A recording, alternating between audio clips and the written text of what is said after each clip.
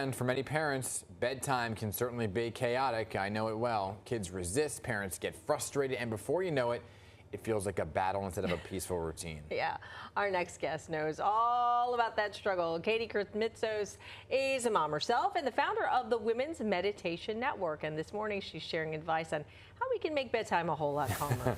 Please help us out, Katie. Good morning. Good morning, Hazel. Good morning, Dan. Morning. Yes, we parents know this time. We know the struggle, right? Yeah, why does it have to be so stressful, though, for so many families? Oh, my goodness. Because kids don't want to go to bed and they don't know what time it is. They just want to play. They want to play for as long as they can, right?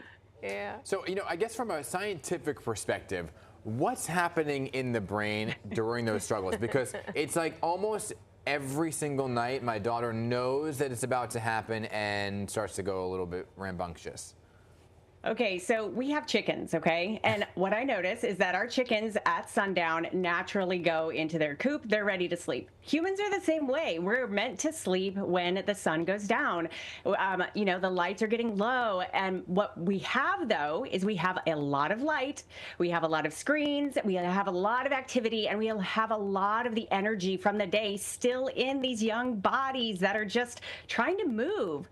So that's why it can happen, is because all the natural chemical stuff, the melatonin naturally coming out to ease our bodies and to make us tired, it's getting stopped by this activity, this light, all of these other things that are going on, the thoughts in our head. So we can really start to just give the body what it needs, give the mind what it needs in order to really just support the sleep that our bodies and our kids' bodies want to have. Yeah, and I hate to say it to you parents that have very young children, it doesn't get better as your kids get older. It's even tougher to get them to go to sleep. But how does mindfulness, though, calm a child's nervous system and make them sleep easier?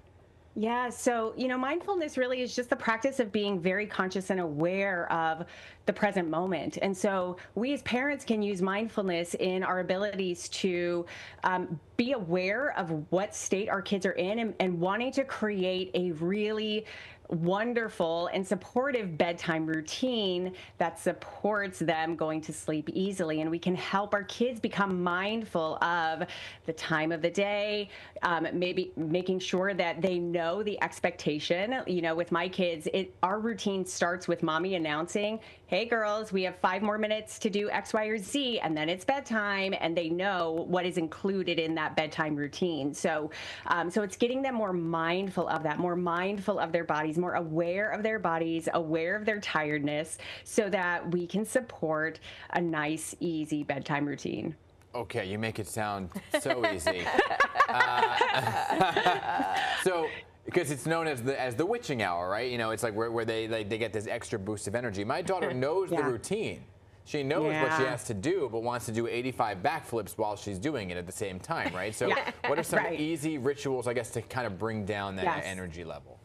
Absolutely. And please make sure that I have a 9-year-old and a 6-year-old. It is not always pretty. Okay. So I come to this with a very practical mindset of like, hey, let me give you some practical guidelines, practical tips and tools, and then shift and change and use what you need and recalibrate as the kids get old, right? So I mentioned, announcing to the kids that, hey, it's time to go to bed.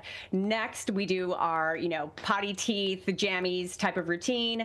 And then what I do that has been incredibly helpful for us, my entire parenting career, we play a guided meditation at night or even a sleep story for kids. So the Women's Meditation Network, we actually have 5 podcasts are dedicated to kids, sleep meditation for kids, sleep sounds for kids.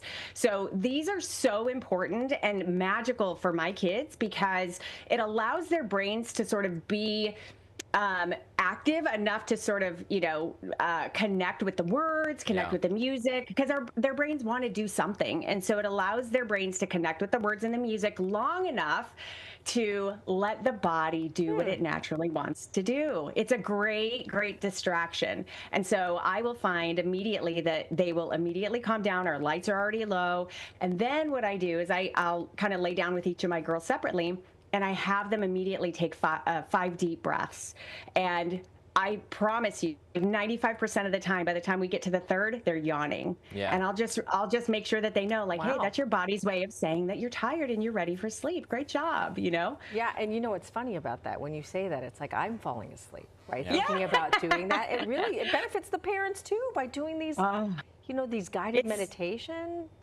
It's so helpful for the parents too. I mean, once we can really lock in and use these meditations, for example, to help our kids get there, we're out of the room a lot earlier. We're out of the room with less yelling, with less, like, you know, just tension, whatever it is, and then we can ease into our nighttime routine. So it's great all the way around. Yeah, although I'm finding myself like falling asleep in the bed with her. Anyway, thank you so much for all your help. For parents who want to learn more. Yeah, exactly.